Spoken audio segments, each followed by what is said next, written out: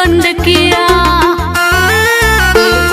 फिर अपनी कलम के दम पे उसे भीमराव ने बुलंद किया। जब भारत अपना बिखरा था तब चंद्रगुप्त ने अखंड किया। फिर अपनी कलम के दम पे उसे भीमराव ने बुलंद किया। उस देश के कुर्सी पे अब तो ऐसा ठग है बैठा। उस देश के कुर्सी पे अब तो ऐसा ठग है बैठा। जो देश को ऐसे बेच रहा कि नाम पड़ा विक्रेता। वो चाय बेचते बेचते अब बन गया देश विक्रेता।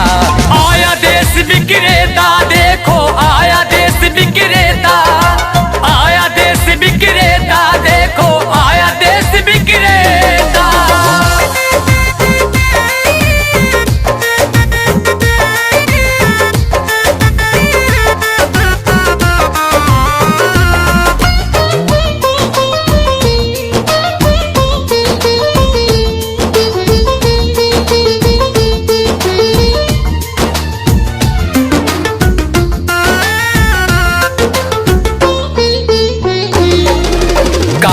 धन लाऊंगा कह के भारत का कोष भी साफ किया। श्रमिकों को भूखे मार रहा, धनिकों का कर्ज भी माफ किया।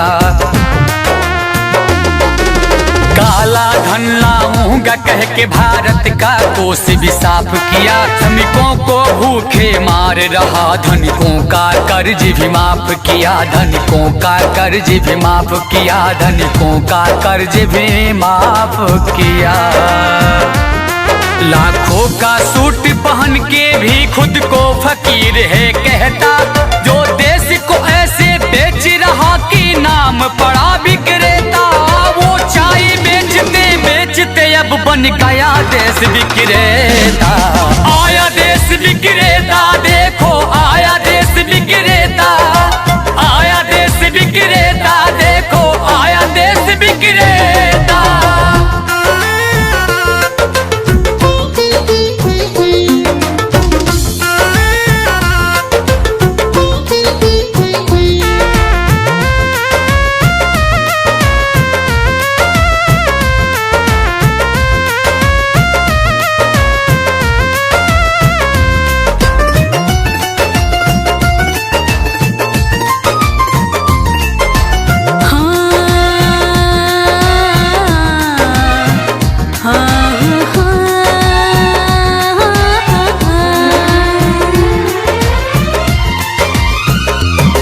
मीडिया तो उसके जूते का कैसा है स्वाद बताती है। जब जब चुनाव हो तब उसको माँ की याद आती है।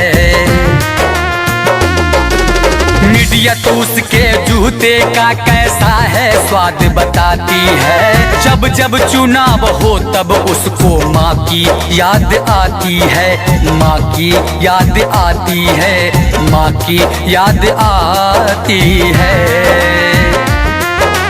किसी का संग दिल पति है तो वो किसी का मतलबी बेटा। जो देश को ऐसे बेच रहा कि नाम पड़ा विक्रेता।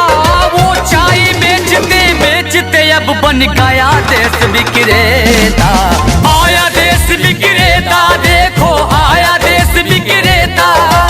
आया देश विक्रेता, देखो आया देश विक्रेता। जब भारत अपना बिखरा था तब चंद्रगुप्त ने अखंड किया। फिर अपनी कलम के दम पे उसे भीमराव ने बुलंद किया। उस देश के कुर्सी पे अब तो ऐसा ठग है बैठा। उस देश के कुर्सी पे अब तो ऐसा ठग है बैठा। जो देश को ऐसे बेच रहा कि नाम पड़ा विक्रेता। वो चाय बेचते बेचते अब बन गया देश विक्रेता। आया देश विक्रेता, देखो आया देश विक्रेता।